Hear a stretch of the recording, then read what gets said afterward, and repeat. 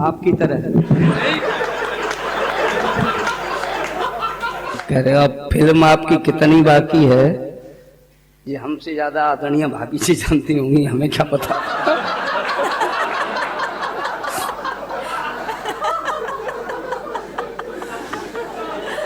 आप जैसे बड़े व्यक्तित्व के ऊपर दो शब्द बोलना हमारे लिए अशोभनीय है, लेकिन बात आ गई तो कह दी। अब क्या करें, जुबान गंदी है, आ जाती तो कहना पड़ता है। तो राजेश जी के बेटा बैठ जाओ, जो पांडुलिपि किसकी है इसको। हाँ बैठ जाओ बेटा, तुम हो तो देश का भविष्य, लेकिन हमारा वर्तमान क्यों खराब कर रहे हो?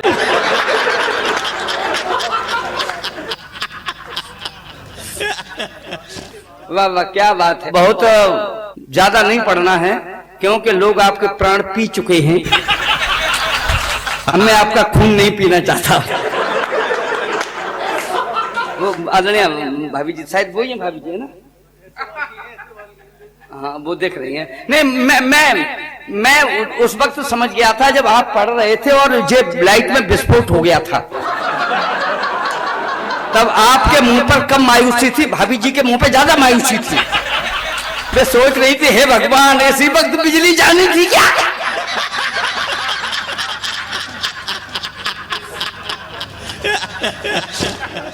इन पर केवल एक बिटिया है। तो मैं जब ये मेरे घर आए थे, मैं भी इनके घर जाता हूँ, जो तो आपको पता ही है। जब ये मेरे घर आते तो मैं भी इनके घर जाता हूँ। अच्छा जाते हो राज योगी जी के? अगर आप जाते हो तो जो बताओ, मेरे घर का दरवाजा कौन सी दिशा में है? पूर्व दिशा में। सुनो पहले। नहीं अभी तो नहीं मालूम, तो मेरी सुनो। चलिए योगी जी, विनोद राज योगी जी के कुछ दिन पहले पुत्री हुई उत्पन्न और 1 वर्ष बाद उन्होंने उसका जन्मदिन किया संपन्न। ये बैठे बैठे रसोई घर में तंबाकू फांक रहे थे और पिता होने के गौरव में बड़ी लंबी चौड़ी हाँक रहे थे। तभी अचानक हम इनके घर पहुंचे। तुरंत भाभी जी ने ये पहुंचे, बोली देवर सुनो, इन पे तो बात रहती है थोती, सही बात तो ये है कि इनके भरोसे रहती तो जेऊ नहीं होती।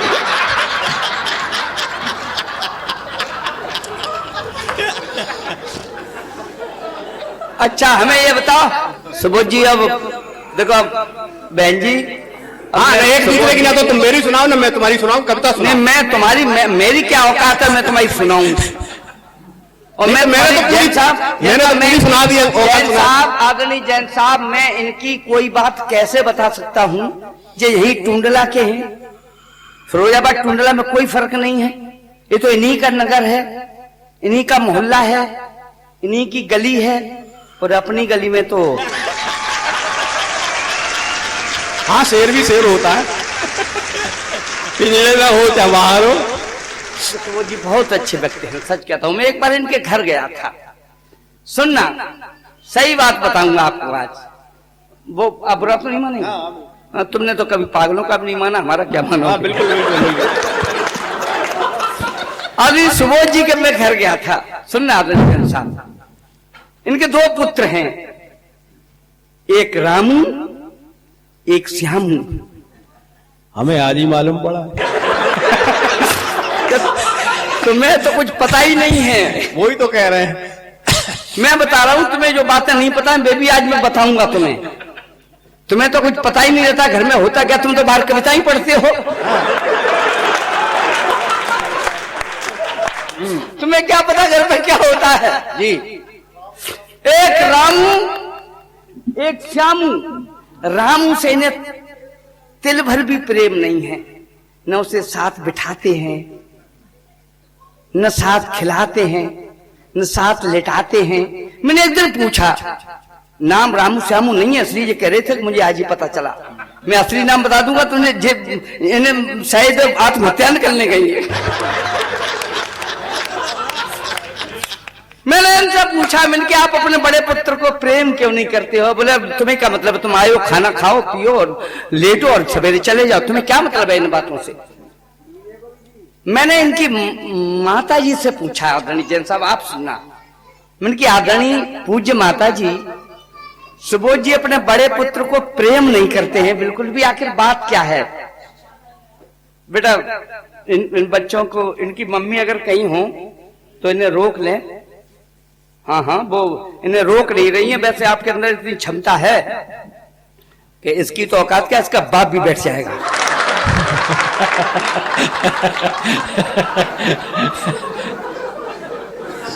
सही बात है। संभाल लें पुत्र को, संभाल लें यहाँ कहीं भी। हाँ हाँ, ताली बजा सकते हैं आप, ताली बजा सकते हैं। मैं बता रहा था कि वो मैंने पूछा माता जी, मैंने आदरणीय पूज्य माता श्री, हमें बताओ सुबोध जी अपने बड़े पुत्र को प्रेम क्यों नहीं करते हैं?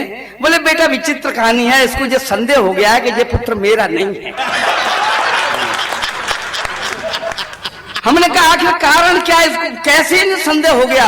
बोले कि एक दिन ये विद्यालय से आया था तो रास्ते में से 3 ग्राम की एक सोने की चैन पड़ी मिली। तो उस बच्चे ने चारों तरफ कहा ये चैन किसकी है, ये चैन किसकी है। जब किसी ने नहीं बताया तो उसने एक दुकान पर रख दिया। तब तक एक माँ आई और उसने कहा कि ये चैन तो मेरी है। उस बेटे ने कहा माता जी आपकी है, आप ले जाइए। उस दुकानदार ने सुबोध जी को बताया कि आपके बेटे ने 3 ग्राम सोने की चैन सबको ढिंडोरा पीट के वापस कर दी। उस दिन से इनके मन में शंका पैदा हो गई, इतना ईमानदार मेरा लड़का तो हो ही नहीं सकता।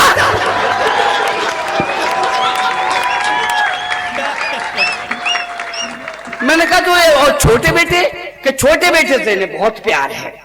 बोले, मैंने कहा वो क्यों? कि इन्हें पूरा इन्हें भरोसा है कि ये पुत्र मेरा ही है। मैंने कहा वो कैसे? बोले कि एक दिन वो पहले ही दिन विद्यालय गया, किसी बच्चे का बस्ता, किसी की कॉपी, किसी की रबर चुरा लाया। तो सुबोध को आके उसने दिया तो बोला ये तो लड़का मेरा ही है। ये सिर्फ हंसने हंसाने की बात थी, आप जो हंसाने की बात थी। आदरणीय यशपाल जी आपने बहुत अच्छा गीत पढ़ा और कहा कि वो 25 दिसंबर को मेरा जन्मदिन है। 25 दिसंबर को ईसा मसीह पैदा हुए थे, अटल बिहारी वाजपेयी पैदा हुए थे। मैं भी बड़ा हूं, तुम बड़े नहीं हो। ईसा मसीह को 25 दिसंबर को पैदा हुए तो उन्हें फांसी चढ़ाई गई। अटल जी के घुटने बेकार हो गए, तेरा क्या होगा कालिया?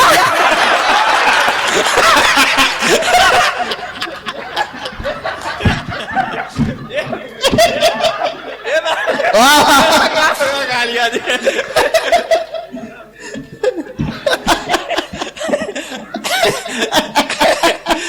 जय हो।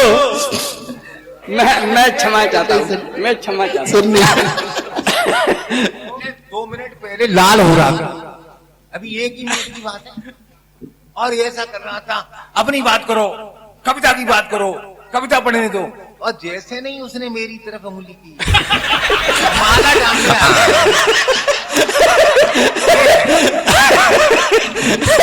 और मैं अपनी क्या बैठ रहा। जब हाथी निकलता है तो तमाम लोग गालियां देते हैं। हाथी तो अपनी मस्ती में चला, कुत्ते तो भौंकते ही रहते हैं। बस ये तो वही है, हाथी तो अपने खोपे में बैठा है। अब मैं समझा कि तुम जानवर हो। ऐसा है, मैं तो तुम्हें आदमी समझ रहा था, कह रहा मैं हाथी हूँ। हमें तो सूर आइए ज्योति जी, आपने बहुत अच्छा पढ़ा, मैं आपको प्रणाम करता हूँ। शैल भाई आपने भी आपने पत्नी की बहुत बातें की। आज एक ऐसा मर्द मिला जो पत्नी से डरता है। और पत्नी की बातें तो बड़ी होती, तो मैं भी कभी कभी देखिए ये स्थितियां पैदा हो जाती हैं। परसों मेरी पत्नी अपने पियर से आई, बहन जी सुनना, तो मैनपुरी स्टेशन पर मैं लेने गया और जैसे ही जन साहब में लेने गया तो वो जैसे ही डब्बे से उतरी तो अच्छा मैं कुछ मायूस था, मेरा चेहरा कुछ लटका लटका था। एकदम भौंचक के हुई बोली, हमेशा मुंह लटका ही रहते हो, हमेशा मुंह लटका ही रहते हो। मुझे अगर हंस के मुझे रिसीव कर लेते तो वो देखो भाई साहब, वो देखो भाई साहब कैसे पति पत्नी दोनों कितने प्यार से हंस रहे हैं। मैंने कहा देवी जी वे पत्नी को छोड़ने आए हैं और मैं पत्नी को लेने आया हूं।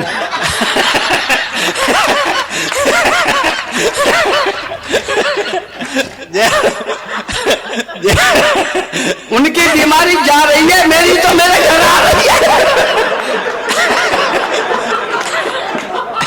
वाह वाह वाह, तालियां बजाओ।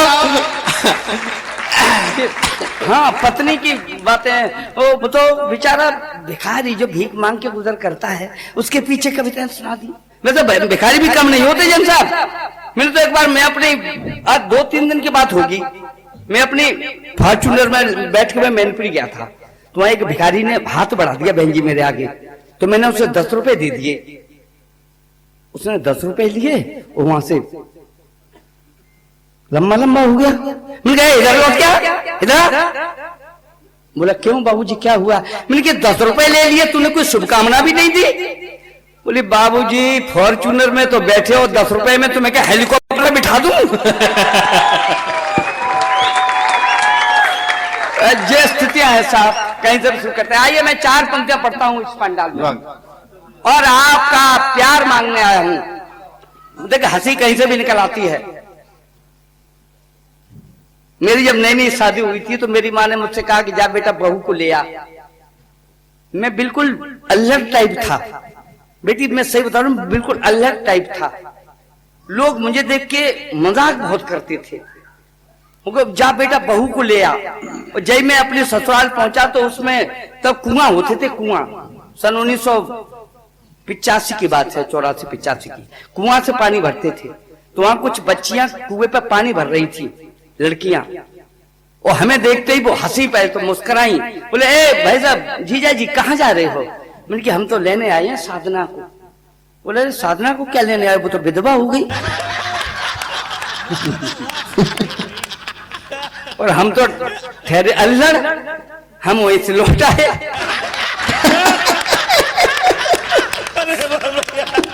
चलो घर, अब विधवा होगी तो क्या करें लेके। मैं जैसे ही घर पहुंचा, मेरी मम्मी ने मुझसे पूछा बेटा बहू को ले आए? हमने कहा मम्मी क्या ले आते? वो तो विधवा हो गई। मम्मी बोली है बेवकूफ लड़के, तू जिंदा है, वो विधवा कैसे हो गई? मैंने कही मम्मी और मैं जिंदा हूं, तू विधवा कैसे हो गई? तो मैं तो अल्लड़ ठहरा, कुछ नहीं पता मैं कहां से। उन्हीं अल्लड़पन से मैंने कुछ कविताएं लिखी, वहां से मैं आपको कविता सुनाता हूं, बस सुनते जाइए। हाथ से कहीं से नहीं होता। यशपाल यस, आप बहुत अच्छे लोग हैं। अच्छा तो मैं, अगर आप इतने ही तल्लीनता से सुन रहे हैं तो मैं एक कविता आपको सुना दूं मेरे मन की, सुन लेना। देश की स्थिति को उजागर कर दूं आपके सामने, देश में हो क्या रहा है वो सुनना साहब। भोले, बिल्कुल सच्ची घटना आपको सुना रहा हूं। भोले राम किसान बड़ाई सज्जन सीधा, भोले राम किसान बड़ाई सज्जन सीधा, नेक राम धोबी का उसने बैल खरीदा। नेक राम धोबी का उसने बैल खरीदा, लिखा पड़ी हो गई, दाम सब चुका न पाया, देकर आधी रकम शाम को कहकर आया, आपस की यह बात सवेरे हम आएंगे, देकर पूरे दाम बैल को ले जाएंगे। धोबी था चालाक, बड़ा अन्याय किया था, सुबह बैल की जगह गधे को बांध दिया था। धोबी था चालाक, बड़ा अन्याय किया था, सुबह बैल की जगह गधे को बांध दिया था। भोले ने जब देखा तो आश्चर्य बड़ा है, जहां बना था बैल वहां पर गधा खड़ा है। नेकू बोला नाथ गर्दना छूट गए हैं, बैल वही है, सींग रात में टूट गए हैं। क्या बात है, नेकू बोला नाथ गर्दना छूट गए हैं, बैल वही है, सींग रात में टूट गए हैं। लगा रहे आरोप नहीं अब देर लगाओ, देकर मेरे दाम बैल जल्दी ले जाओ। भोले लगे सोचने नेकू दाम न छोड़े, खोट नियत में हुई चलो पंचायत जोड़े। कौन कौन है पंच, देखना न्याय व्यवस्था पे मैं थोड़ा प्रहार करता हूं। कौन कौन है पंच, लगा उसने जासूसी, नेक राम की पंचों से हुई काना फूसी। उनके आगे मुंह खुले अब हिम्मत किसकी, पंचों के पेटों में भर दी उसने विस्की। सरपंच साहब ने कहा खड़े हो क्रोध तैसला, भोला की गलती है लोगों सुनो फैसला, भोला की गलती है लोगों सुनो फैसला। बैल खरीदा खबर नहीं थी आंटी क्या है, कल को क्या हो जाए भला गारंटी क्या है। बैल खरीदा खबर नहीं थी आंटी क्या है, कल को क्या हो जाए भला गारंटी क्या है। लगा रहा आरोप व्यर्थ में बदतमीज है, पीपल से गिर जाए सिंह तो तुच्छ चीज है। नेक राम जो कहता उसकी बात सही है, सिंह गए हैं टूट मगर बैल वही है। सिंह गए हैं टूट, सिंह गए हैं टूट मगर बैल वही है। बैलों का व्यापार कर्ज में बूढ़ रहा है, नहीं चुके जब दाम बहाना ढूंढ रहा है, नहीं चुके जब दाम बहाना ढूंढ रहा है। बेईमान के मुंह पे कालिक मली जाएगी, नहीं मिलेंगे दाम अमानत चली जाएगी। मोल भाव हो गया दाम से नहीं हिलेगा, लेना हो तो आज बैल कल नहीं मिलेगा, लेना हो तो आज बैल कल नहीं मिलेगा। पेश नहीं अब जाए हमारी इनसे लड़, सुनना, पेश नहीं अब जाए हमारी इनसे लड़कर, भोले थाने गए आंख में आंसू भरकर। साहब कर दो न्याय व्यर्थ में दाम ले रहा, बेचा हमको बैल मगर अब गधा दे रहा, बेचा हमको बैल मगर अब गधा दे रहा। पैरों पर गिर पड़ा बड़ा मजबूर अर्ज कर, इंस्पेक्टर साहब झल्लाए बड़े गज कर। झूठ बोलता है तुम भी तो कम मक्कार नहीं है, पुलिस गधे घोड़ों की कोई ठेकेदार नहीं है। अच्छी प्रतीक आपको करता है, वाह वाह वाह वाह। पुलिस गधे घोड़ों की कोई ठेकेदार नहीं है, पुलिस गधे घोड़ों की कोई ठेकेदार नहीं है। तभी एक दीवान उसे ले गया पकड़कर, तभी एक दीवान उसे ले गया पकड़कर। पता नहीं क्या हुआ पुलिस के हथकंडे थे, जादू जैसा असर दरोगा जी ठंडे थे। पीठ ठोंक कर भोले की फिर ऐसे बोले, चिंता मत तुम करो काम सब होगा भोले। नेक राम के ऊपर इतनी लाठी पिलवाऊंगा, तुम्हें बैल की जगह बैल ही दिलवाऊंगा। वाह वाह वाह। तुम्हें बैल की जगह बैल ही दिलवाऊंगा। लिए सिपाही चार गांव में फौरन आए, गुस्सा से भरपूर द्वार पर यूं चिल्लाए, कहाँ नेका राम व्यर्थ में दाम ले रहा, बेचा इसको बैल मगर अब गधा दे रहा। क्या बात है। नेक राम ने बाहर आकर सीट झुकाया, 2 मिनट बैठ लो साहब, अंदर उन्हें बुलाया। गए दरोगा अंदर, बाहर 2 घंटे में आए, सारी गुस्सा गायब, आकर तनिक नहीं चिल्लाए। जैसे आंखों में पैमाना रत्ती रत्ती तोले, देख गधे को बड़े गौर से मुस्काए फिर बोले, भोला बेईमान व्यर्थ में बकता है, सींग गए हैं टूट बैल ही लगता है। वाह वाह वाह। भोला बेईमान व्यर्थ में बकता है, सींग गए हैं टूट बैल ही लगता है। दोनों ओर झुकाव, उधर से भी ले लिए इधर से भी ले लिए, दोनों ओर झुकाव, भला अब किसकी कहें दरोगा, बोले केस विचित्र फैसला दीवानी से होगा। बोले केस विचित्र फैसला दीवानी से होगा। फंसे भमर में भोले की ऐसी तैसी करवा दी, कुछ लोगों ने सिखा पढ़ाकर कोर्ट फीस भरवा दी। उन दोनों की सिर्फ हाजिरी फाइल पर चढ़ती थी, रोज बढ़ी तारीखें हर 6 महीने में पड़ती थी। 20 साल के बाद केस वह कहीं बहस पर आया, भोले के वकील ने जज को तब ऐसे समझाया, है रसीद में बैल मुवक्किल साफ लिखा लेता है, किंतु बैल की जगह से सरकार गधा देता है। नेकू का वकील बोला, पहचान इसलिए खो गई, सींग टूट जाने से इसकी शक्ल गधे की हो गई। उसे दिखा देता लाकर मजबूरी कूच कर गया, झगड़े वाला बैल श्रीमन पिछली साल मर गया। अब 20 साल तक जिंदा रहता, झगड़े वाला बैल श्रीमन पिछली साल मर गया। जज ने, सुनना साहब, जज ने ऑर्डर किया विवादी जीव सामने लाओ, अगर मर गया है तो उसकी हड्डी हमें दिखाओ, ऑर्डर थाने गया, पढ़ाता उसे दरोगा जी ने, चक्कर में पड़ गए हड्डियां कहां गधे की बीने। आफत में दीवान सिपाही, हाथ नब्ज की छूटी, लाए हड्डियां बीन लगा दी होमगार्ड की ड्यूटी। उनकी क्या थी गर्ज, ढूंढने कहीं हड्डियां जाते, वो कहां मरा था बैल गधा जो उसे उठाकर लाते। 2 महीने से परेशान, पैरों का तला छिल गया, ताजा मरा जानवर उनको ढांचा एक मिल गया।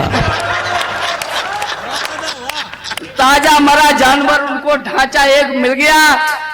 याद आ गए नाना नानी दादा दादी कक्के, जब ले गए कोर्ट में हड्डी अपने सिर पर रखे।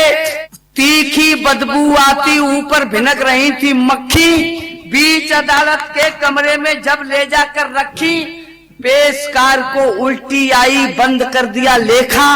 जज साहब ने नाक बंद करके उन सबको देखा। क्या हम इनका करें फैसला, नहीं समझ में आया। जानवरों के डॉक्टरों का तब आयोग बिठाया। 2 सालों के बाद कहीं उसकी रिपोर्ट ये आई, बैल गधा कुछ नहीं जानवर जिस पर चली लड़ाई। 2 सालों के बाद कहीं उसकी रिपोर्ट ये आई, बैल गधा कुछ नहीं जानवर जिस पर चली लड़ाई। वादी प्रतिवादी जो कहते हैं वह व्यर्थ झूठ है, और जिस पर झगड़ा हुआ जानवर वह तो एक ऊंट है। जिस पर झगड़ा हुआ जानवर वह तो एक ऊंट है।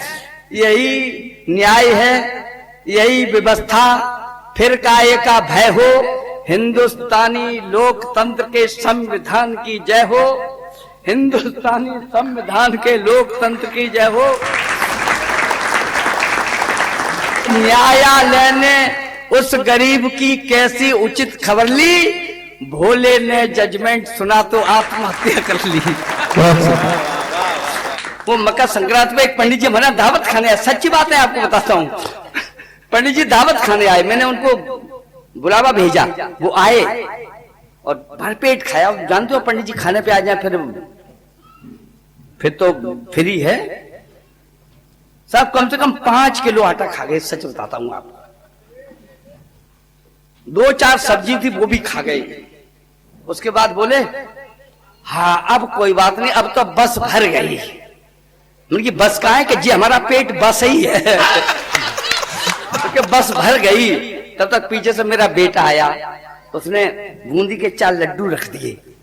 पंडित जी ने गड़क गड़क गड़क चारों खा लिए। मैंने कहा पंडित जी आपकी तो बस भर गई थी। बोली चुप रहो, कंडक्टर की सीट खाली थी। तो वहां तक नहीं जाना चाहता। आइए मैं कुछ कविता सुनाता हूँ। वाह वाह वाह, जोरदार तालियां। समय बहुत हो गया है, 1 बज गया कि नहीं? 10 मिनट की देर, 5-7-8 मिनट की देर। 6 मिनट है बेटा, तो 6 मिनट तो मैं हंस के ही निकाल दूंगा।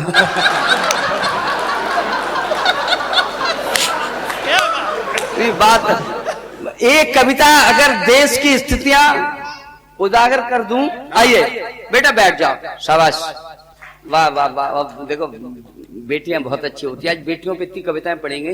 ज्योति जी ने बेटियों पे कविता पढ़ी और आपने भी पढ़ी थी, आपने भी बेटियों पे कविता पढ़ी। अच्छा सब बेटियों पे ही कविता पढ़ते हैं। अच्छा बताना बेटे क्या बाढ़ में बह के आ गए? करो तो बेटियां क्या था, क्या लाइन थी वो? बेटियां क्या हैं? कन्याओं के हिस्से में तो केवल कन्याओं के हिस्से में तो केवल अत्याचार है, केवल अत्याचार है। अब मैं तुमसे कुछ कह दूं, आदरणीय जैन साहब जानते हैं अत्याचार बेटियों पे नहीं है, बेटियां अत्याचार कर रही हैं। मेरे ही नगर में कम से कम 20 परिवार ऐसे हैं जो बेटियों के मारे हुए हैं। बहुएं आई और उन्होंने ऐसी क्रियाकलाप किए कि साहब कोई जेल में है, कोई कहीं है। बेटियों बेटे भंवर में है। मैं आज आपको बताता हूं, इन बेटों को संभालो। अगर आपने बेटों को संभाल लिया तो बेटियां खुद ही समझ जाएंगी। बेटे बहुत खतरे में हैं, बेटियां बहुत अच्छा पढ़ रही हैं। आप कोई परीक्षा उठा के देख लें, ये टॉपर यही हैं, वो कतई खतरे में नहीं है। लेकिन बेटे हमारे मोबाइल के चक्कर में तमाम अपराध में बढ़े चले जा रहे हैं। बेटे बहुत ज्यादा खतरे में हैं। लोग कहते हैं कि माँ की सेवा करो, मैं कहता हूं पिता की सेवा करो। माँ अगर धरती है तो पिता आकाश है। वेदों ने, शास्त्रों ने, पुराणों ने, संगीतकारों ने, कवियों ने माँ की महिमा गाई। बाप के ऊपर किसी ने कलम ही नहीं चलाई।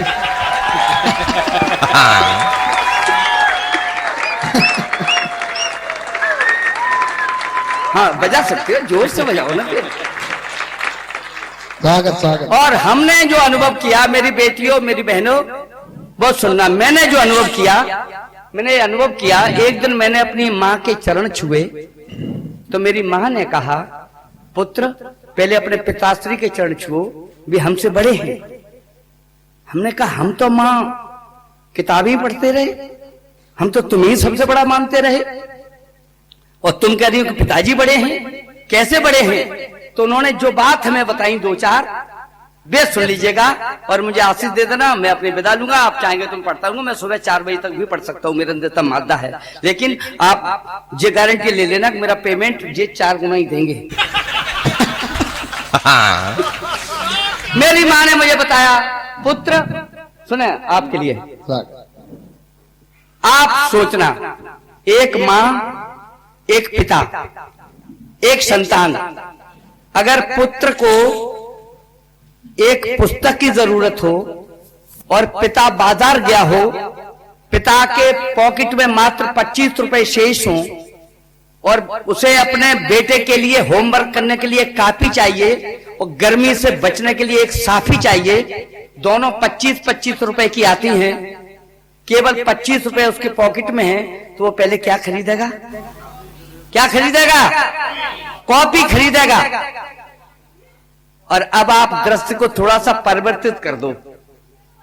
अगर मां बाजार जाए और उसका पुत्र यह कहे तो मम्मी मेरे लिए एक कॉपी लेती आना, उसके पर्स में भी मात्र 25 रुपए शेष हैं, उसको अपने बेटे के लिए एक कॉपी खरीदनी है और उसकी एक 25 रुपए की लिपस्टिक खत्म हो गई है, तो क्या खरीदेगी? हैं? क्या खरीदेगी? नहीं खरीदेगी। मैं बताता हूं, आप 1 मिनट रुक जाइए, कॉपी नहीं खरीदेगी, नहीं, वो पहले लिपस्टिक खरीदेगी और घर आके पापा से कहेगी, ए टूटी साइकिल उठाओ, बेटे के लिए कॉपी लेके आओ। और पिता जाएगा, टूटी साइकिल लेके, कॉपी लेके आएगा, और उसका मैं कारण भी बताता हूं, क्योंकि माँ ये सोचेगी कि मैं तो आज बाजार आई हूं, हो सकता है 4-6 दिन नहीं आऊं, पिता इसका अभी चलाएगा, मैं लिपस्टिक ले लूं, पता नहीं कब ले पाऊंगी, कॉपी पापा ले लेगा। एक तर्क और देता हूं, लोग कहते हैं कि माँ अपनी संतान को 9 माह तक गर्भ में रखती है, मैं मानता हूं गर्भ में रखती है, लेकिन मैं एक तर्क देता हूं, जिन दिनों माँ अपनी संतान को 9 माह तक गर्भ में रखती है, चैन से पैर पसार के सोती है, लेकिन पिता को नींद नहीं आती। पिता सोचता है कि अपने बेटे को कहां पढ़ाऊंगा, क्या IAS बनाऊंगा, और मां इसलिए सो जाती है क्योंकि वो जानती है कि मुझे तो कुछ करना ही नहीं है, जो कुछ करना है पापा को ही करना है। और ये मैं वहां से 4 पंक्तियां उठा के लेके आया हूं। अगर मैं सिद्ध कर दूं कि पिता ज्यादा जिम्मेदार है, पिता ज्यादा प्यार करता है संतान को, तो मेरी बहनें नाराज मत होना, यथार्थ सुनने की गुंजाइश रखना। आइए मैं 4 पंक्तियां पढ़ता हूं। स्वागत है, स्वागत स्वागत स्वागत आप सबका आशीर्वाद बताता हूं। स्वागत। है किसका अधिकार अधिकतम, है किसका अधिकार अधिकतम, करके देखो शोध, त्याग पिता का बड़ा है या फिर मां की बड़ी है गोद। पिता त्याग करता है, इस बात को ध्यान रखना। पिता भावनाओं में बहके लोक लाज से संतान को अपनी गोद में नहीं खिलाता, लेकिन मां हमेशा गोद में खिलाती है, वो त्याग करता है। किसका अधिकार अधिकतम, करके देखो शोध, त्याग पिता का बड़ा है या फिर मां की बड़ी है गोद। पहली बार पुत्र जब पैदल चलता है, मां का छलके दूध पिता का खून उछलता है। देख अंश का वंश खुशी में झूम झूम चलता, माँ देती आधार, पिता के साए में पलता, मिट जाते सब कष्ट पुत्र जब पापा कहता है। माँ लेती है गोद, पिता के दिल में रहता है। इसीलिए तो श्री राम को जब वनवास हुआ, दिल खाली हो गया। पिता को यह एहसास हुआ, पागल बनकर पीछे पीछे दशरथ भाग दिए, माता जिंदा रही, पिता ने प्राण त्याग दिए। वाह वाह वाह वाह वाह वाह वाह वाह वाह वाह। मैं आपको प्रणाम करता हूँ। वो जय कुमार जय कहाँ गए? वो सामने बैठे, सामने। हाँ बेटे, जय कुमार जय। अच्छा, वाह वाह वाह, क्या बात है, क्या खूबसूरत लड़का है। इसकी शादी पता नहीं बारात गई होगी कि आई होगी। लिफाफा पकड़ के बैठे हैं। आइए, 4 पंक्तियां पढ़ता हूँ। पंडाल में आपका जैन साहब आपका प्यार मांगता हूँ। आज सुबह सुलभ के प्रेम में फंसा चला आया। वैसे आज मैं बहुत विषम स्थिति में था, मुझे बहुत दूर जाना था। जी बोले जी हमारे मित्र हैं, परम मित्र हैं, और इतने मित्र हैं कि इनके होते हुए हमें कभी भी किसी दुश्मन की जरूरत नहीं पड़ी।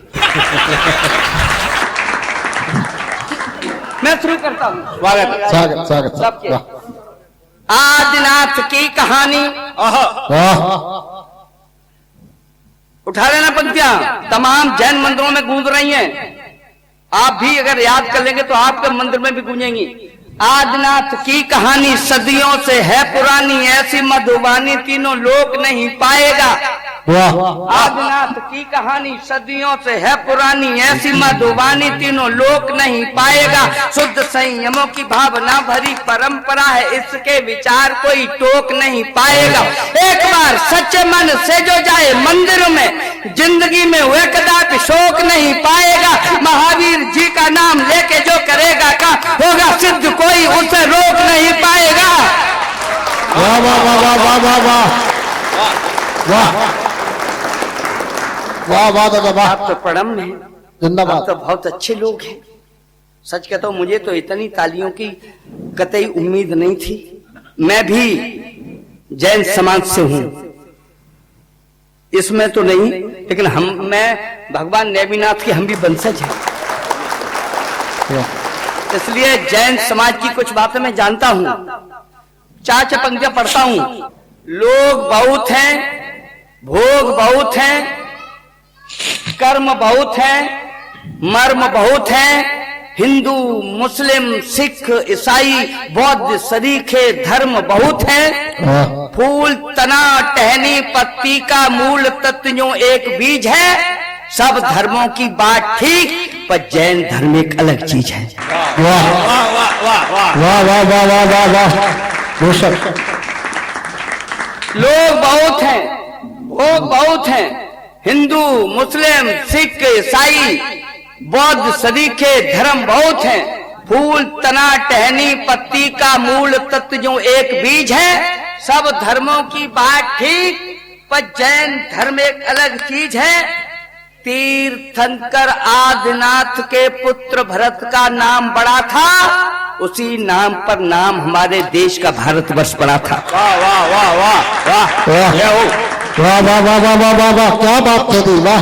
तीर्थंकर आदिनाथ के पुत्र भरत का नाम बड़ा था, उसी नाम पर नाम हमारे देश का भारतवर्ष पड़ा था। क्या बात है। जिनका नाम जपा करते हैं, पूजा करते गली गली है, और दूसरी माँ के जाए उनके भाई बाहुबली हैं। वाह वाह और दूसरी माँ के जाए उनके भाई बाहुबली हैं। अमर मोक्षगामी के तब से अजर प्रेरणा जगी हुई है।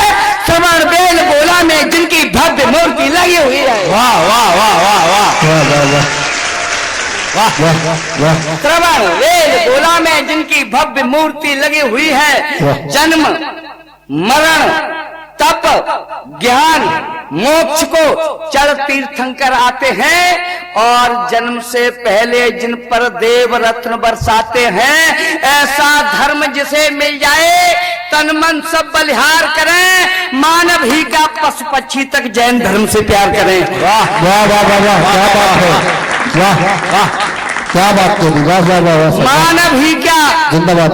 पशु पक्षी तक जैन धर्म से प्यार करें। और दो पंक्तियां अंतिम सुन लेना, मुझे अगर मन करे तो आशीष दे देना। मानव ही क्या पशु पक्षी तक जैन धर्म से प्यार करें, जहां देवता चलकर राते पैदा लिए शरीर हुए, कुंडलपुर वैशाली में अवतरित स्वयं महावीर हुए। वाह वाह वाह वाह वाह। जहां देवता चलकर आते पैदा लिए शरीर हुए, कुंडलपुर वैशाली में अवतरित स्वयं महावीर हुए, जिनकी एक नजर पड़ने से काम निराले होते हैं, उनकी पूजा करने वाले किस्मत वाले होते हैं, उनकी दया न पाई जिसने, डूब मरे बे नीर गरम में, अपनी तोए अभिलाषाए जब जन्मू तब जैन धर्म में। क्या बात है, वाह वाह वाह वाह वाह वाह वाह वाह, जिंदाबाद जिंदाबाद जिंदाबाद, वाह। आपने मुझे प्यार दिया, मैं आपका अभिभूत हुआ। जय हिंद, जय भारत। अगर वक्त ने साथ दिया तो फिर मिलेंगे।